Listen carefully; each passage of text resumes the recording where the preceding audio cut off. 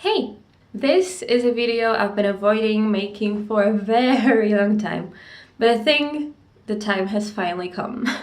I am going to talk about cases in the Polish language, which I think is one of the most difficult parts of it. It's difficult even for Poles, and what makes it even more difficult for people who are not Polish is the fact that not many languages have cases. It exists in German, for example, but it's a lot easier than it is in Polish. I think there's only 3 cases in German. However, if you're German, it's probably easier for you to understand what I'm actually going to talk about in this video.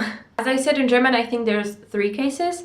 In Polish, there's 7 of them. Since it's a pretty difficult topic to explain, and I want to explain it as good as I can, I'm going to divide it into a couple of videos, meaning that each case is going to have its own video. So the cases we are going to go through are nominative, which is in Polish mianownik, genitive, which is dopełniacz, dative, which is celownik, accusative, biernik, instrumental, narzędnik, locative, miejscownik, and vocative, wołacz. Today we are going to focus on the first one, which is probably the easiest one. So let's start off with what even are cases. To give an example in English, he gave her flowers. In this sentence, cases indicate who gave flowers and who received flowers. Because notice it doesn't say he gave she flowers or him gave her flowers. According to Wikipedia, they have a very long explanation. However, case is a special grammatical category of a noun, pronoun, adjective, participle, or numeral whose value reflects the grammatical function performed by that word in a phrase, clause, or sentence. So we're going to start off with the easiest one, the first one, which is nominative. This case is used to describe people, places, animals. It answers the questions what, which in Polish is co, and who, which in Polish is kto.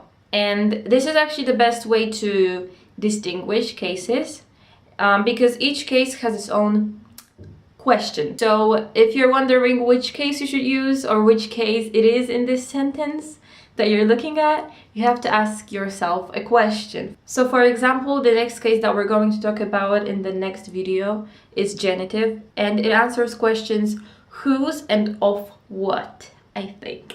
We'll focus on that in the next video. Now let's give examples. I'm going to read sentences in Polish, and then I'm going to translate them to English. And in the middle of the sentences, you're going to see what is the part that nominative appears in. Niebo jest niebieskie. The sky is blue. And nominative is niebo, which is the sky. It answers the question what? Like, what is blue? The sky is blue. Piękna kobieta, which means a beautiful woman. Now the nominative in this sentence is kobieta, which is a woman, because it answers the question who. The next one, trudne zdanie, which is a difficult sentence. What is a nominative in this sentence? Sentence. The other example is najlepszy przyjaciel, which means best friend. Now, the nominative in this sentence will of course be friend, because friend answers the question who. Now let's talk through the nouns in this case. Keep in mind that Polish is a language that loves to have irregularities. In Polish, there's 3 genders, I would say, of a noun. There's masculine, feminine, and neutral. And to be fair, you have to learn which noun is which gender. Usually nouns that end with a consonant are masculine. The ones that end with A or I are feminine, and the ones that end with O or E or UM are neutral. But unfortunately, this is not always the rule, because for example, the word mężczyzna, which means a man, ends with A. However, it is a masculine noun, so I really don't understand how this language works. So let's try a couple of examples with nouns in singular and plural. Here you can see a table that in which I tried to include 2 nouns of each gender.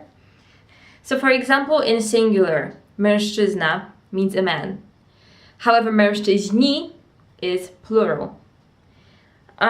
Similar with woman. Woman is kobieta in singular. However, in plural, it's kobiety. Child is dziecko, it's neuter. However, in plural, it's dzieci. Then it's notebook, zeszyt, zeszyty. Book, książka, książki. Desk, biurko, biurka. So as you can tell by this table, there's really no kind of a scheme you could use, unfortunately. Many nouns in plural end with Y or E or I. It's not always the rule. I would love to tell you what the rule is, but there's no rule, there's many exceptions. So in my opinion, the best way to learn grammar in Polish in general is by listening to Polish, by listening to language, by trying to practice it as much as you can. Therefore, I am going to leave a few links in the description of this video that are hopefully going to explain it better than I do, because probably there are some people who study Polish on university and they just know how to explain it better than I do. I would like to point out once again that I'm not professional, that I might have made some mistakes in this video, which I apologize for. However, if you're Polish and you notice some mistakes, please let me know, I'll try to fix them. Also, please tell me in the comments if you found this video helpful, if you want me to make more of those videos, if you want me to explain the other cases as well. I hope you enjoyed this video and I'll see you in the next one.